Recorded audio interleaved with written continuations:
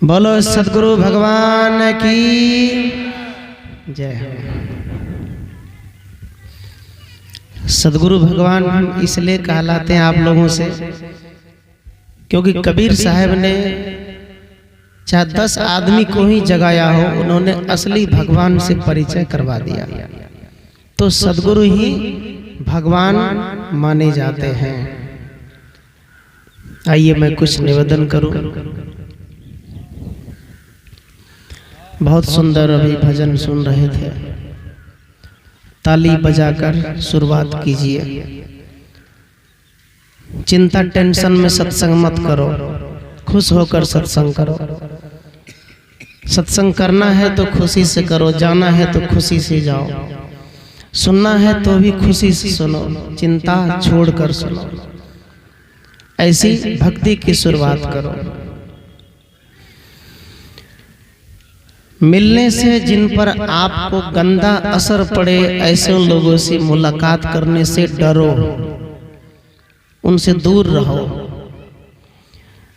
ऐसे लड़के के साथ आप चलते हो जिनके साथ जाने से आपके माँ बाप को लोग कहने आते हैं कि आपका बेटा गलत है, तो ऐसे साथ मत जाओ। आप कहीं पढ़ाई करते हैं, कमरे लेकर रूम लेकर रहते हैं, तो आप ऐसे साथी बनाते हैं जहां से आपको भी डिस्टर्ब होता है, तो ऐसा साथी मत बनाओ, दूर रहो। आइए मैं कुछ निवेदन करूं। सदगुरु कबीर साहब कबीर अमृत वाणी प्रसंग में कहते हैं, चर्चा करो तो चौहटे, ज्ञान करो तो दोए, ध्यान करो तो एकला और न दूजा कोई। कबीर साहब गृहस्थ जीवन साधु जीवन दोनों को समझा रहे हैं। वो कहते हैं चर्चा करो तो 4 आदमी की जरूरत है। चर्चा करते समय 4 आदमी, सामाजिक चर्चा, कोई पंचायत की चर्चा, शादी विवाह का बैठक, कोई मीटिंग, कोई हिस्सेदारी का चर्चा करना है, तो कबीर साहब कहते हैं 4 आदमी की जरूरत है। भीड़ में करो चर्चा, बाजार में करो चर्चा किसी विषय पर, किंतु यदि ज्ञान प्राप्त करना है तो 2 आदमी रहो। 2 आदमी, 2 आदमी का मतलब अध्यात्म ज्ञान प्राप्त करने के लिए गुरु और शिष्य की जरूरत है। 2 आदमी, गुरु बोले और आप सुने, आप बोले गुरु सुने। ज्ञान की बातें 2 आदमी के बीच करो, सत्संग सभा की बातें हजारों के बीच में करो। लेकिन कबीर साहब कहते हैं ध्यान धरो तब अकेला। ध्यान कहते जब ध्यान करो तो अकेले हो जाओ। गृहस्थ जीवन में भी भक्ति करने का बहुत सरल साखी साहब ने कहा आप काम करो तो खेत में 5-6 लोग मिलकर साथ में रहो, काम करो। सत्संग करो तो आप किसी पंडाल में जाके वहां भी करो। लेकिन जब एक असली सत्संग करना है, जब गुरु का ध्यान करना है, तो उस समय आप अकेले हो जाओ। अकेले में ही कुछ मिलता है। कुछ प्राप्त करना है तो अकेला होना पड़ेगा। शेर अकेले चलता है, वो सबके झुंड में नहीं चलते। इसलिए बड़े से बड़े दुख, कठिन कठिनाई में आपको अकेले ही उनका सामना करना पड़ेगा। जब टेंशन चिंता हो जाए तो अकेले बैठो और सोचो ये दुख क्यों हुआ, वो दुख फिर खत्म हो जाएगा। एक बार एक फकीर का कहीं मूर्ति मंदिर बनाकर कहीं तपस्या करते थे, तो गांव से एक आदमी गया। उस साधु के कुटिया में बहुत सारी मूर्तियां बनी हुई थी। उस आदमी ने कहा बाबा इतने सारे जगह है, आप कहाँ क्या करते, जरा घूम ले। लोग घूमने भी जाते बड़े बड़े मंदिरों में। तो घूमने गया, साधु ने सब जगह घूम घूम कर बताया, यहाँ मैं भोजन पकाता हूँ, यहाँ सोता हूँ, यहाँ मैं काम करता हूँ, यहाँ बाड़ी के लिए सब्जी लगाता हूँ, यहाँ मैं कपड़े फोल्ड करके रखता हूँ, यहाँ गाड़ी मोटर, जहाँ जो काम करता था साधु ने सब बता दिया, सब जगह दिखा दिया।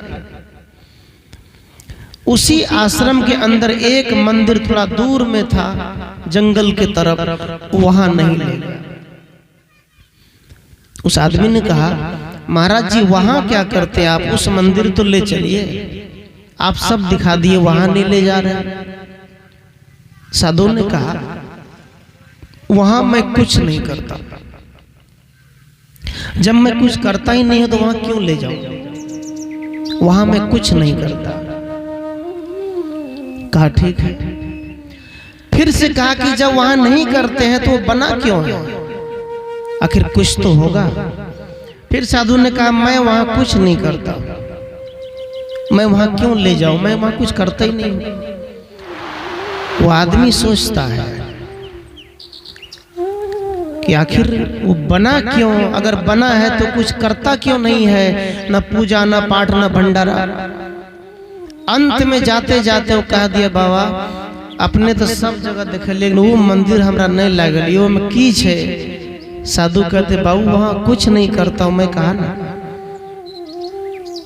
उस आदमी ने कहा, मुझे खुलकर बताइए कुछ नहीं करने का मतलब क्या होता है। उसने कहा, मैं यहाँ जीवन भर 24 घंटा जो भी आश्रम की काम है, आश्रम के विकास के लिए मैं वहां ये काम करता हूं आश्रम में, लेकिन वो जो मंदिर है वहां मैं अकेला अपना विकास करता हूं, अपने ज्ञान प्राप्त करता हूं, वहां मैं अकेला रहता हूं। उस ध्यान में मैं, वो मंदिर ध्यान के लिए है, वहां जब मैं ध्यान में बैठता हूं तो न आश्रम की याद है, न कपड़े की याद है, न मोबाइल गाड़ी मोटर कुछ याद नहीं है। वहां 1 घंटे के लिए मैं अकेला हो जाता हूं, वहां किसी की याद नहीं, वहां भूलता हूं। इसलिए मैं बार बार कहता हूं वहां मैं कुछ करता नहीं। अब साधुओं का ध्यान, ये माता बहनों का ध्यान, आप लोगों का ध्यान कोई अलग नहीं है। कबीर साहब कहते, ध्यान धरो तब अकेला, आप खेती करिए, व्यापार करिए, सब कुछ करिए, लेकिन 5 मिनट अपने घर में, यदि आपके गोसाई घर है तो वहां भी आप अकेले बैठो, अकेला हो जाओ, 5 मिनट ध्यान करो, बैठ करके पलथी मार लो, वहां ध्यान की मुद्रा में 5 मिनट बैठकर ध्यान अभ्यास करो। ये 5 मिनट का ध्यान है अपनी तैयारी, ये अपना तैयारी। जीव आत्मा यमराज के पास पहुंचा तो यमराज ने वही पन्ना निकाला और पूछा यमराज से, बोलो बताओ क्या क्या तुम्हारा क्या हाजिरी है, बताओ। हाजिरी सबकी लगती है। हाजिरी के लिए पूछा तो वो आत्मा कहते हैं, कौन सा हाजिरी, मतलब कहा तूने क्या क्या किया बताओ। का क्या से मतलब, बड़े खेत है, जमीन है, बड़े जमींदार है, हमने चुनाव में जीता, मैंने बड़े मुखिया सरपंच रहा, और क्या चाहिए। कहा नहीं, ये तैयारी नहीं। कहा तुम्हारी वहां से यहाँ तक आने की तैयारी क्या है, तूने 80-90 वर्ष जीवन जी लिया, वहां से यहाँ तक आने की तैयारी क्या है। कहा ये तो तैयारी है नहीं। कहा अच्छा कर्म, सेवा, प्रेम, सत्संग, शांति, सुख से जीवन कब तक जिया, ये तैयारी है बताओ। तुम्हारी वही पन्ना में तो कुछ नहीं लिखा है। तब कहा मैं तो ये काम किया ही नहीं, मैं तो सत्संग किया ही नहीं, भक्ति किया ही नहीं, मैं इसे भूल गया। तब यमराज कहते हैं कि अब क्या करोगे, जब तुम्हारी कमाई ही नहीं है तो 2 दरवाजे हैं, एक स्वर्ग एक नरक, तो तुम उसमें चले जाओ। नरक की यातना सहोगे तब स्वर्ग में कभी न कभी आओगे। सज्जनों ये कहानी है, मरने के बाद ऊपर जाएंगे हमको स्वर्ग मिलेगा, मरने के बाद कर्म खराब होगा तो वहां भगवान दंड देगा, ऐसा कोई किताब में नहीं लिखा है। यदि ऐसा लिखा है तो संत का किताब नहीं है, वो पुजारी पंडे का किताब है, उससे समाज को कोई मतलब। मनुष्य के कर्म का हिसाब, हमारा कर्म का हिसाब इस धरती पर जिस घर में रहते हैं, जिस चौकी पर सोते हैं, जिस आंगन में रहते हैं, जिस द्वार पर रहते हैं, उसी अंदर में कर्म का हिसाब जिंदा जिंदा में हो जाता है, बाहर नहीं होता।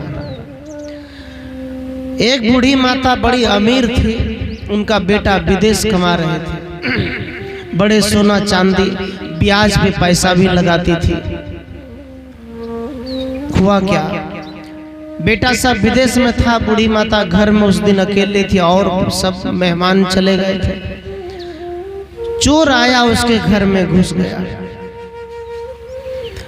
चोर जैसे अंदर गया तो उसके घर में दूध भी था, चावल भी, चीनी सब मिल गया, भैंस भी था उनको।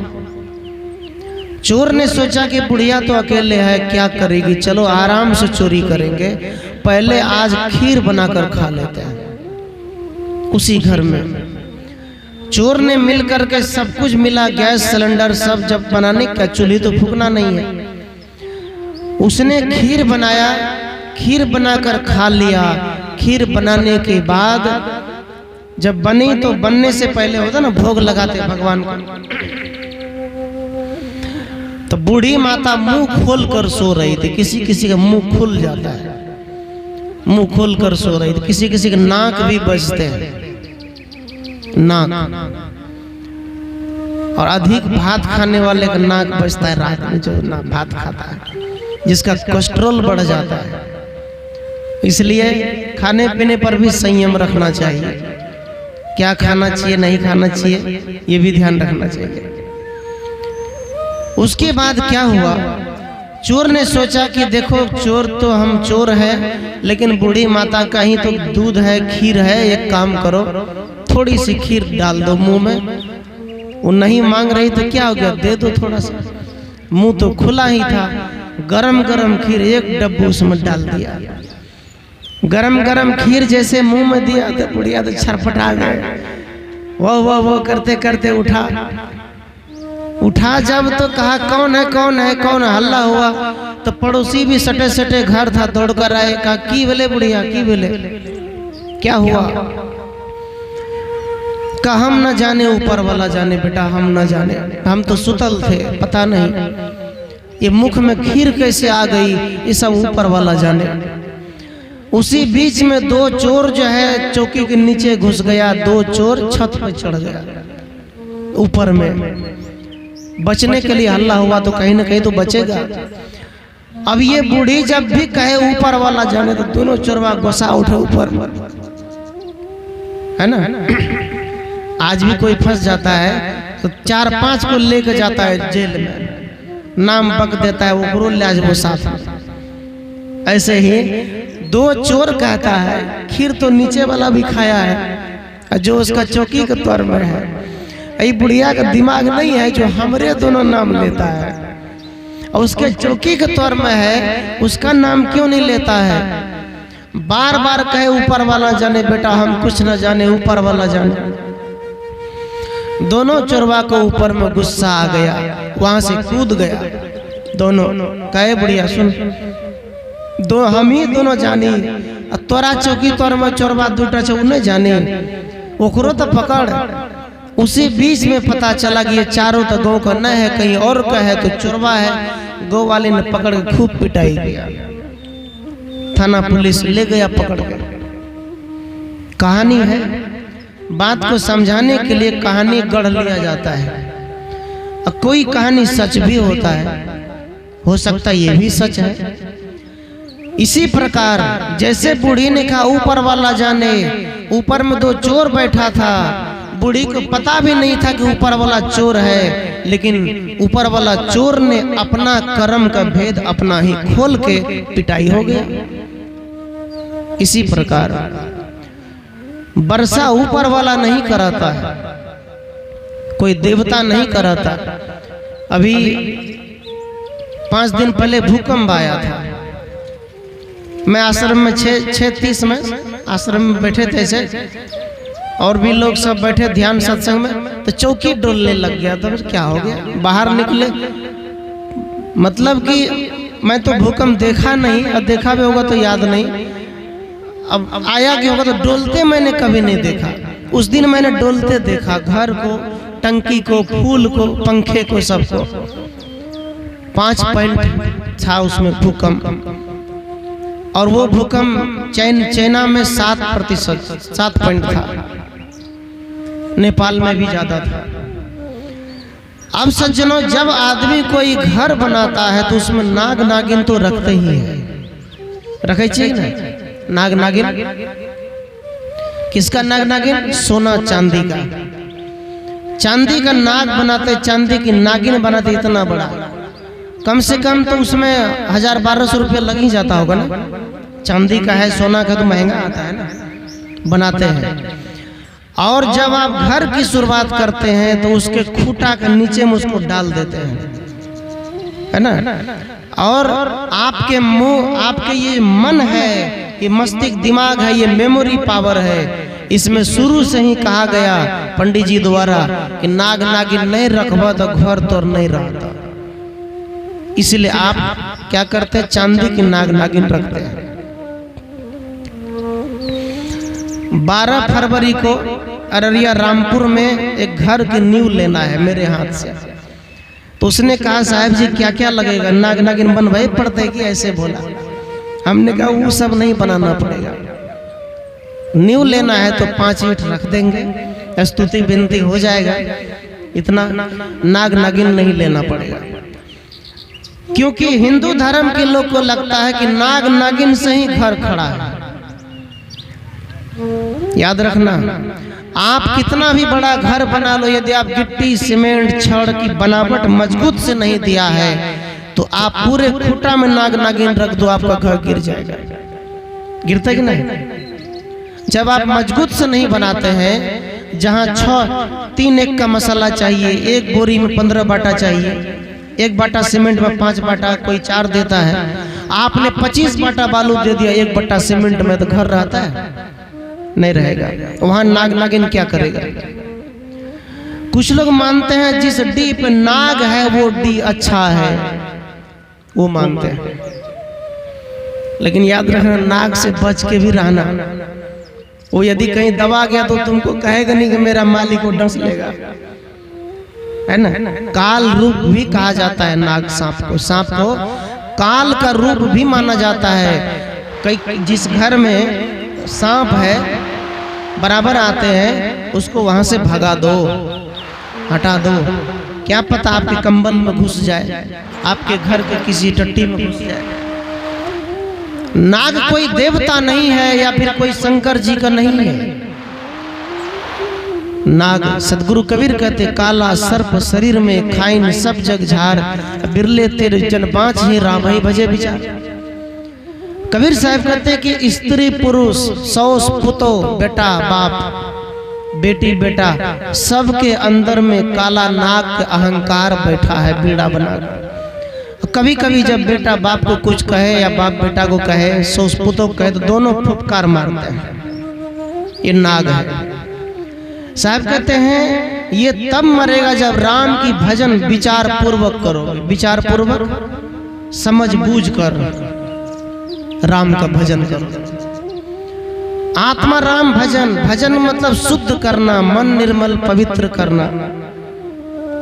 घर शांति, मन शांति, काल शांति, रोग शांति, आंगन शांति, द्वार शांति, परिवार शांति, जीवन शांति, सतनाम, जय गुरुदेव। ये कितना बढ़िया मंत्र है।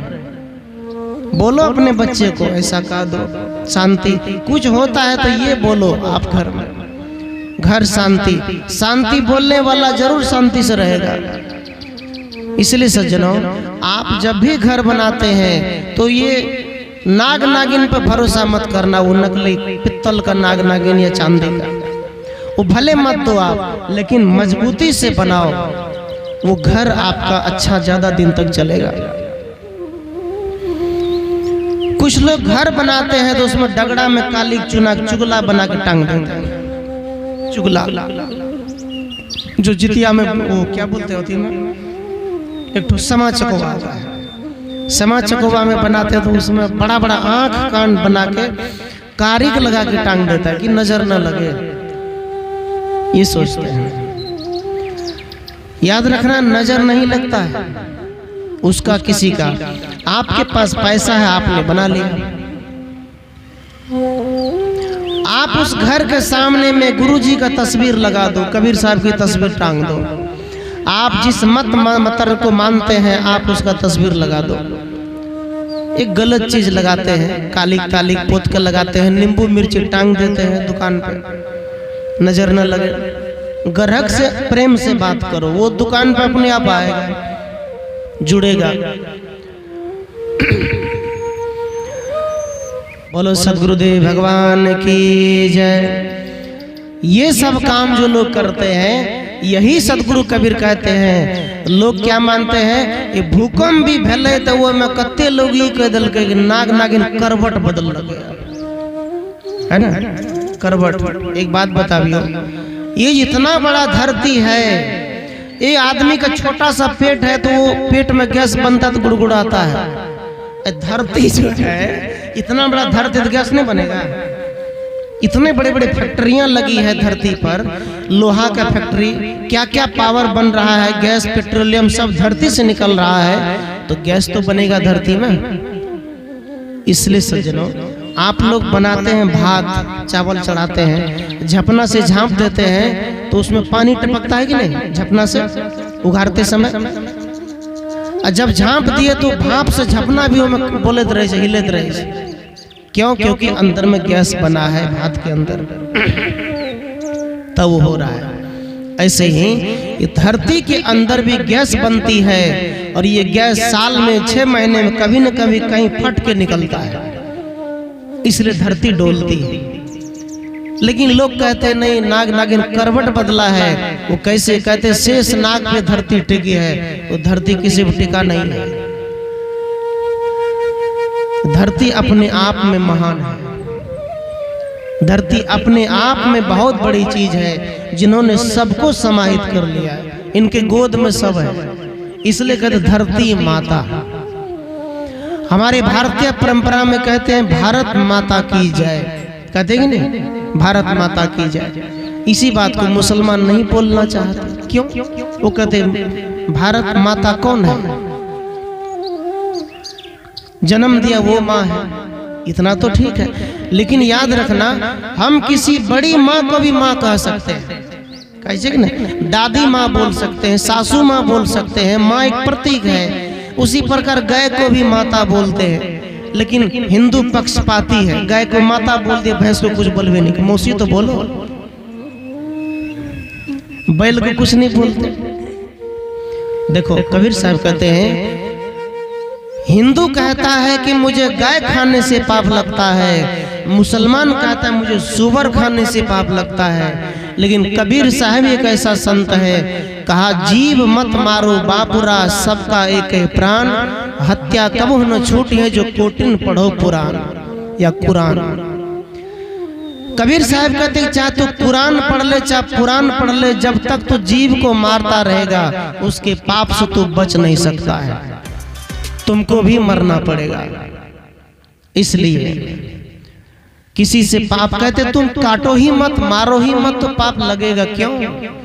ये साहब कहते हैं। सज्जनों, गाय को मारना, भैंस को आप कुछ न कहना, केवल चुमो नहीं जो कहिए कह सुगराती में ओकरे चुमावे से खाली, भैंस को भी चुमाइए, भैंस का भी आदर करिए, सबको खिलाइए।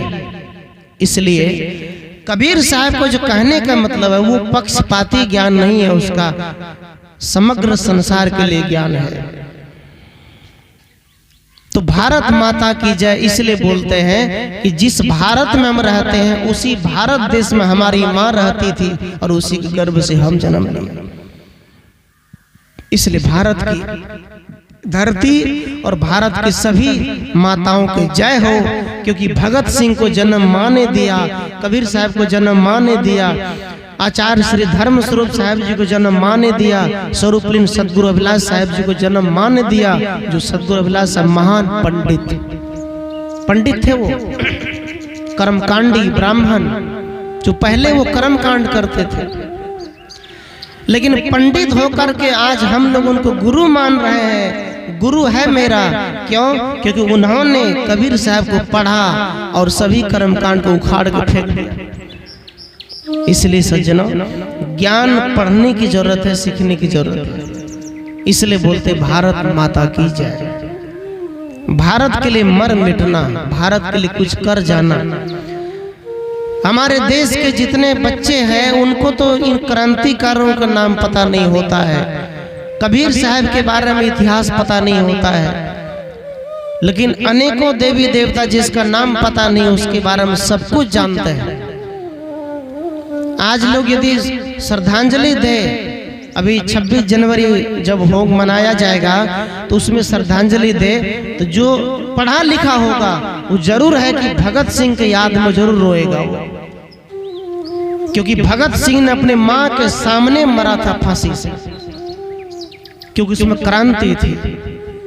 माँ ने कहा बेटा मैं इसलिए रो रही हूँ क्योंकि तेरे जैसा भगत सिंह अब पैदा नहीं होगा। सज्जनों, वो कबीर फिर नहीं आएगा, वो महावीर फिर नहीं आएगा, वो रविदास फिर नहीं आएगा, जो जूता बुन करके भी, जूता बना करके भी समाज को बहुत बड़ा ज्ञान दिया। संत रविदास ने कहा ऐसा चाहो राज में जहाँ सबे सबन को मिले, सबन को अन्न। कहते सबको अन्न मिलना चाहिए, सबको भोजन मिलना चाहिए। इसकी चिंता मैं रोवो इस जगत को, मोको रोवे न कोई। कबीर साहब ने हम और आपके लिए रोया है। रोने का मतलब हमारी चिंता किया है। इतिहास तो पुराना हो गया, किसी को पता नहीं है। आप लोग जो बैठे, हम लोग बैठे, हम लोग पंडित के सामने पहले नीच माने जाते, अशुद्र। शूद्र मतलब गले में हंडी टांग के चलना पड़ता था। आज से 50 वर्ष पहले उसका चिन्ह था। कमर में पीछे में झाड़ू बांध के चलना पड़ता था ताकि ये शूद्र आदमी है, ताकि जान सके वो। इससे मुक्ति दिलाई सदगुरु कबीर ने, रविदास ने, बाबा साहब अम्बेडकर ने। इसलिए ऐसे ऐसे किताब को पढ़ना चाहिए, इन विचारों को मानना चाहिए। इनको नहीं पढ़ते हैं, अनेकों देवी देवता बनाकर कहां कहां भटकते रहते हैं। मनुष्य के मन में क्या प्रेशर दिया गया है, एक ही बात को बोल बोल करके मनुष्य को विश्वास दिला दिया। विश्वास कैसे? एक पंडित जी पूजा करके जा रहे थे तो जजमान ने उसको एक बकरी बच्चा दे दिया दान में। बकरी का बच्चा जब दिया तो कंधे पर लिया, चल दिया। तो जाते जाते कुछ पारखी जो ज्ञानी होते हैं, और कहा जाए तो चोर भी, 4 चोर, उसने मीटिंग किया। क्या मीटिंग किया? मीटिंग ये किया है कि हम इस पंडित जी को आज मूर्ख बनाएंगे। मूर्ख बनाने के लिए चला, 1-1 किलोमीटर पे 4 चोर खड़ा हो गया। अब पंडित जी जब निकला वहां से 1 किलोमीटर पर गया तो उसका पहला चोर कहता है पंडित जी जजमान सुनिए सुनिए, तखन कहां से ले आए कुत्ता बच्चा? ये कुत्ता का बच्चा आप कहां से ले जा रही है? तो बकरी।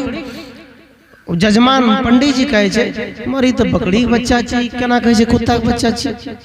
हमरा में दलकै जजमान ही तो बकरी के बच्चा कुत्ता बच्चा कैसे बना दिया? तो पंडित जी ने उसको बकरी को रखा, गला तला दाबल के चेक करके भेमियाए तो चेक किया उसको। चेक करने के बाद पता चला कि पंडित जी कहते तो बकड़िए है, कैसे कह रहा है? पंडित जी कहता है कोई लड़का का दिमाग खराब है, लगता है पागल है, इसलिए समझ नहीं रहा है। पंडित जी कंधे पे ले लिया, बकरी को चल दिया। जाते जाते आप दूसरा चोर मिला का पंडित जी सुनिए, वो तो लेट गए ओकर गोड़ लकल के हमर गांव के बेइज्जती क्या दिलिए यहाँ। आप मेरे गांव के पंडित जी, मेरा तो नाक कान कट जाएगा गांव का। ये कौन कुत्ता का बच्चा आपको दे दिया है? आप कुत्ता बच्चा ले जा रहे हैं, आपको दान में कुछ नहीं मिला, गाय भैंस नहीं मिला, आप कुत्ता का बच्चा ले जा रहे हैं। पंडित जी को थोड़ा शक हो गया। पंडित जी कहता है वो पागल है थे, ई तो पागल नहीं है, ई तो कह रहा से कुत्ते के बच्चा छी। जरूर कुछ गड़बड़ है। लेकिन पंडित जी फिर गमछा से झाड़े से बकरी के देखे छे, ई तो बकरिए छिए, फिर कुत्ता केना कहे छे सज्जनों। उसके बाद पंडित जी तो अब लालच बुरी बला है, पंडित जी ने कंधे पर लिया चल दिया। तीसरा चोर मिला, वो भी दौड़ के आया, पंडित जी सुनिए, आपको गांव नहीं जाना है, आपको गंगा स्नान जाना है, क्योंकि आपने कुत्ता बच्चा कंधे पर रख लिए हैं तो आपको गंगा नहाना ही पड़ेगा, क्योंकि आप अशुद्ध हो गए, आप नहा लीजिए। पंडित जी को पूरा विश्वास हो गया ये बकरी का बच्चा न है, कुत्ते का बच्चा है, पूरा विश्वास हो गया। तब पंडित जी कहता है जजमान ठग लिया, हमको ठग लिया।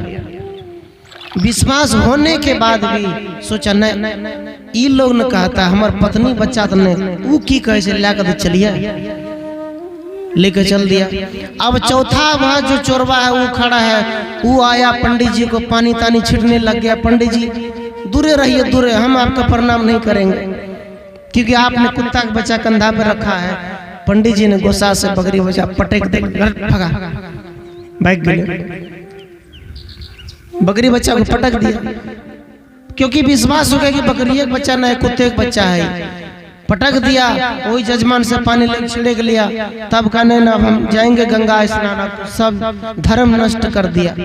और चोरवा सब मिलल रहे, बकरी लाग गले 1500-1600 में बेच दिल, हो गया काम।